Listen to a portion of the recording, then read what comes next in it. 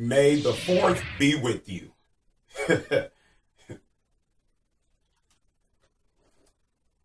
What's up, everybody? I'm Sly, the movie guy, and here where I'm going to rank all 9 Star Wars films because it's May 4th, Star Wars Day. Woo! I'm so excited. I love to celebrate this because I love Star Wars, either from the good of it to the bad of it. I just love the goods of the old stuff to the new stuff. You know, it's the good time for Star Wars fans like everybody, including me and everybody, how we can just celebrate on May 4th because Star Wars is just something that we love, something that got created. We didn't think back then, people didn't think it was going to work, but it ended up working in 1977. Everybody was pumped to see something new and extraordinary in science fiction and all the action. This is just something I just love talking about. This should be fun. This is rankings of which one's the worst and which one's the best, basically like that. But this is just something I just like talking about. And another thing, this is good because Solo is coming out, a Star Wars story. It's coming out on May 25th. I'm pretty sure that's the right date. Put it down in the comment section. Tell me if I'm wrong or not. But I just can't wait. I hope it's good because I think Solo is one of my favorite Star Wars characters. I like him just as well as Yoda and other characters. But this is just my list where I rank all the Star Wars films, which is my favorite, and this is my opinion. So if you didn't like my list, in the comment section, put down your rankings. I would like to know because everybody doesn't have the same taste of Star Wars films. Some people might like the other, some people might not like the other. But anyways, let's just get the list started. Star Wars Episode 2, Attack of the Clones is at number 9. I really didn't like this film. Pretty much, there's some good parts, some bad parts out of it. The good parts were the fighting with Yoda and Count Dooku. Rest in peace, Christopher Lee. He's in this film, and they make him just like an older gentleman, just talks in business meetings. Basically, it's just all meetings. People just walking and talking. And Natalie Portman's in here. Now, that's a question mark because she usually is good in every film. Here, she just looks bad in this film, and I don't blame her. It's probably it's the script. Hayden Christensen, not going to get into it, but there's a lot of things wrong with it, like the bad dialogue, and the romance scene is just as bad in here. It's like oil and water. It just didn't mix well. Everything in this film is just not fine.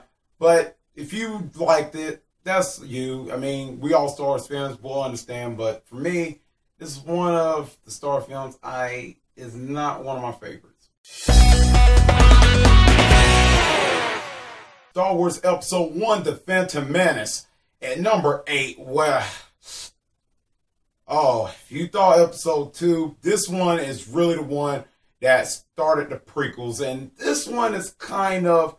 And the second one was directed by George Lucas. This first one was directed by George Lucas. So George Lucas kind of didn't know what he was doing, I guess, because it was another walking and talking. But there's some redeeming qualities out of this first one. We get to see Liam Neeson as Qui-Gon Jinn, which he's not given a lot. Kind of like a guy that just walks and talks. Basically, exhibition stuff, meetings again, everybody's walking.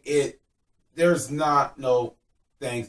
But I've got to go on about the fight scene what they have with Darth Maul. Darth Maul is a cool character.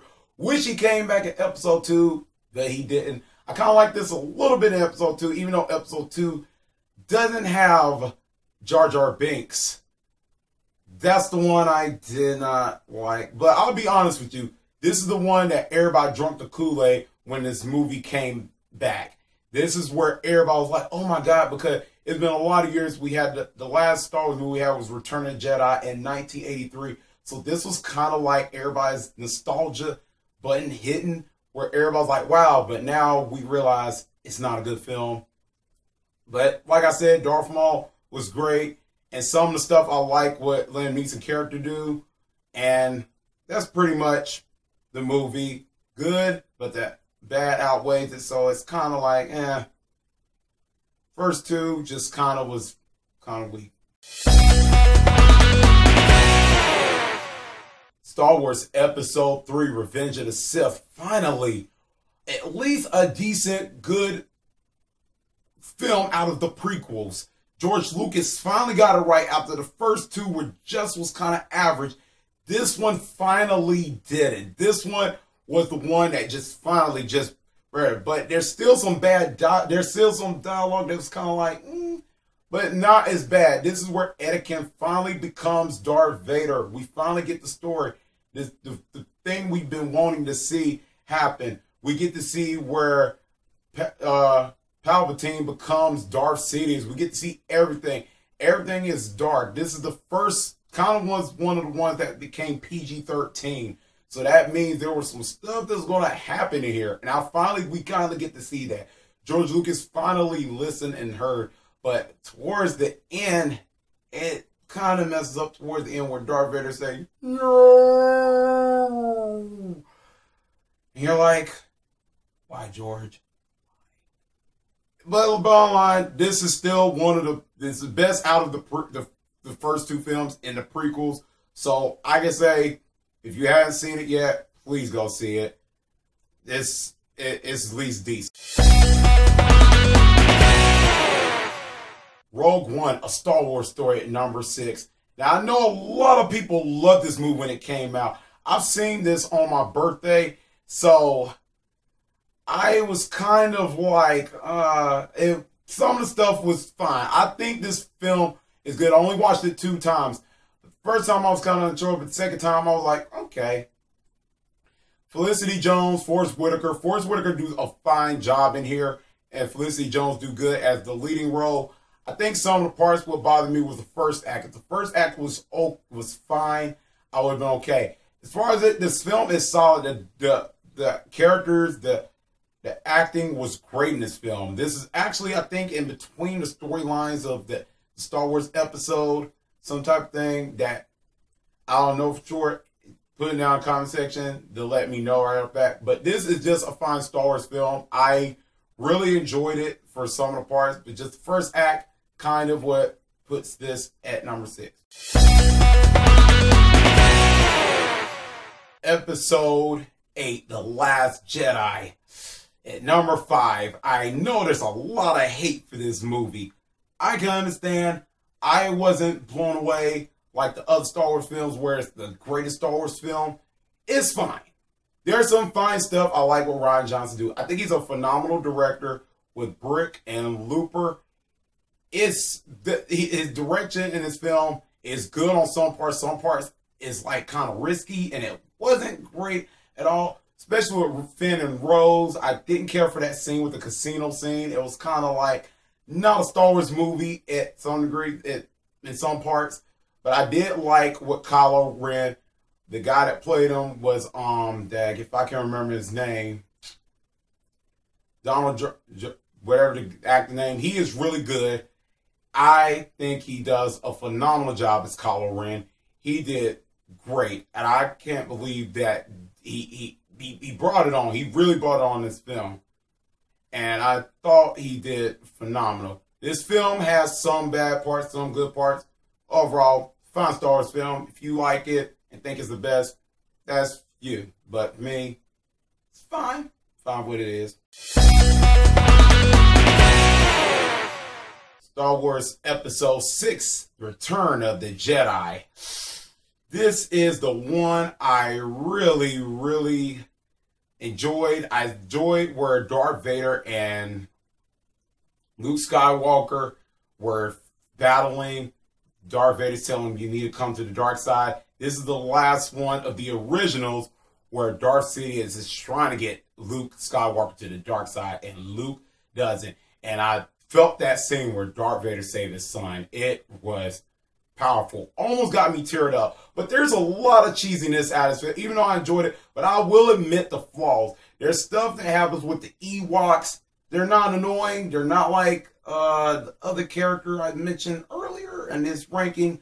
But this is actually a fun Star Wars movie. Jabba the Hutt, the palace, everything goes crazy. He does things. Jabba is kind of a disgusting slug or whatever you call it.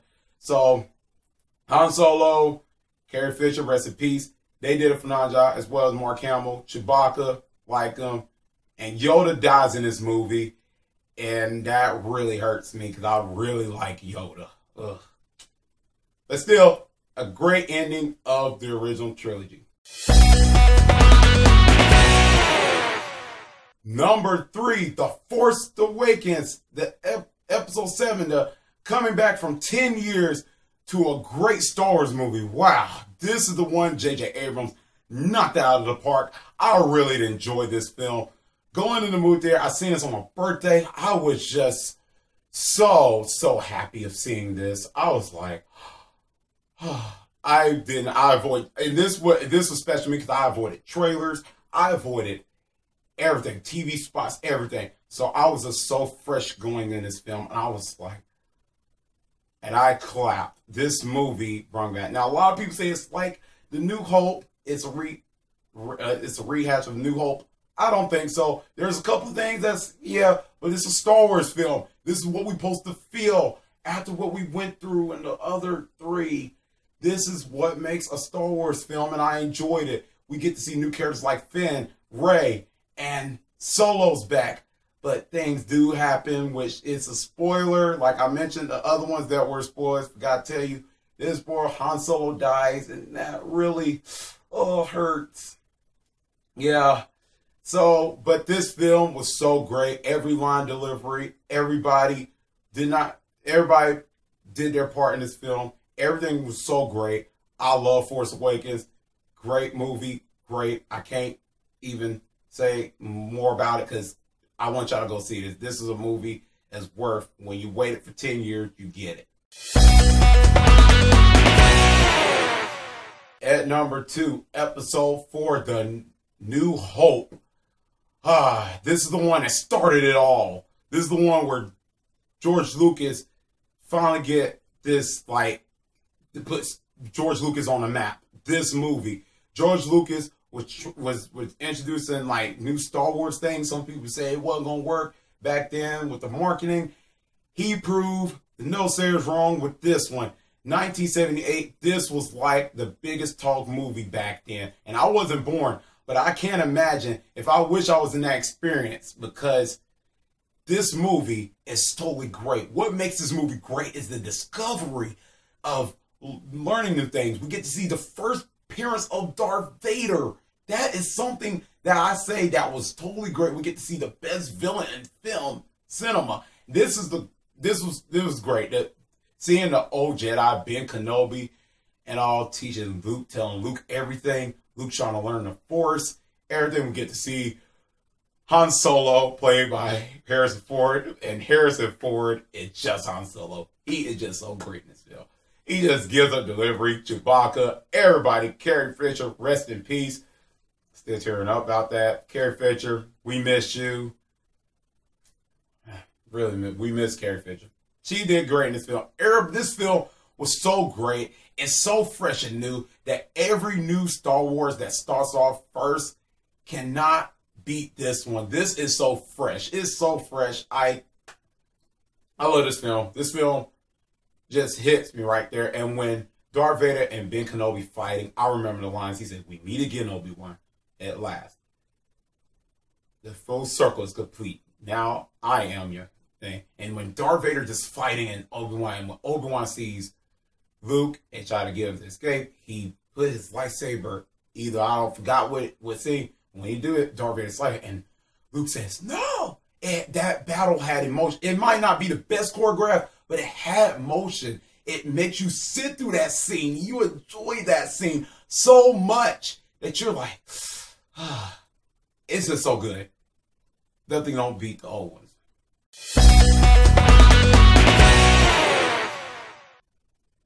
At number 1, I think you probably kind of knew it as it was going on and on as my list. Episode 5 of Star Wars.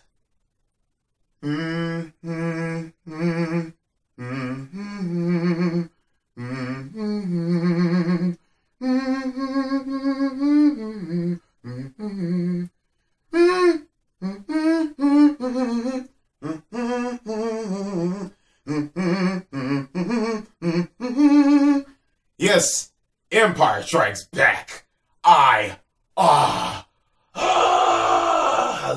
this movie. I love this. This is the best of the best. This is a masterpiece. There's nothing can top this. We have recent Star Wars films, but this has not topped. This is 1980. I love this movie. There's so much good. There's the emotion. There's the action. There's everything. You can't go wrong on this movie. This is not in your top 5. I don't know what to tell you. This is the best. This is the best. I love this. The twist in it when Luke said, "You kill him, Father," and Darth Vader says, "No, I am your father." And the emotion of that and the battle of it when his hand gets sliced off Luke Skywalker, he said, "No, no, you must come to the dark side, Luke. Rule the galaxy together." It was so good. It was so good. I love this movie. I freaking love it. This was just, I don't know. There's so much where Yoda teaches Luke the Force and all. And Luke, he said, "I can't do it." And Yoda do something, lift that ship or whatever. And he said, "You failed." It hit him. He told him he failed. And Yoda was teaching, though. There's so much what Frank Oz do. I like to do the Yoda impression. I do now. Whatever they're doing. Yeah, that's like Yoda impression. I just love this movie. This movie, Carrie Fisher did good. Harrison Ford, they all did good in this trilogy. It was just, the originals were just so good. Empire Strikes Back puts it at a whole nother level of Star Wars. When you talk about Star Wars, this movie that will pop in your head as a Star Wars fan is The Empire Strikes Back. And that's my ranking of all the Star Wars films. Thanks, guys, for seeing this video. Please, please tell me, what is your favorite Star Wars film? Which one is your favorite moments? I'll mention them. Please tell me in the comment section down below. And this is a fun time to celebrate May 4th. This is the day we can just go out and have fun as Star Wars fans.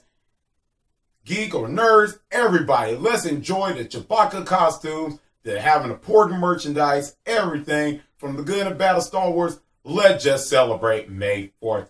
Thanks, guys, for coming to this channel. If you like this video, click thumbs up. And if you're new to the channel, click subscribe. That's why I can see you next time on Slide the Movie Guy. Peace. And may the 4th be with you.